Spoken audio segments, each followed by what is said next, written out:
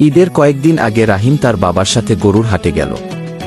অনেক গরুর মধ্যে একটি সুন্দর, শান্ত ও বড় গরু তাদের খুব পছন্দ হল। তারা ভালোবাসা দিয়ে গরুটি কিনে বাড়িতে নিয়ে এলো। রাহিম প্রতিদিন গরুটিকে ঘাস খাওয়াতো, পানি দিত আর আদর করত। গরুটিও ধীরে ধীরে পরিবারের সবার আপন হয়ে গেল। ঈদের সকালে সবাই নতুন কাপড় পরে নামাজ পড়তে গেল। নামাজ শেষে রাহিম আল্লাহর কাছে দোয়া করল যেন তাদের কোরবানি কবুল হয়। বাড়িতে সবাই মিলে কোরবানির প্রস্তুতি নিন। রাহিমের বাবা আল্লাহর নাম নিয়ে কোরবানি সম্পন্ন করলেন। কোরবানির পর মাংস 3 ভাগ করা হল। 1 ভাগ গরিবদের জন্য, 1 ভাগ আত্মীয়দের জন্য আর 1 ভাগ নিজেদের জন্য রাখা হল। রাহিম ও তার বাবা গরিব মানুষের বাড়িতে বাড়িতে মাংস পৌঁছে দিন। সবাই খুব খুশি হয়ে তাদের জন্য দোয়া করল।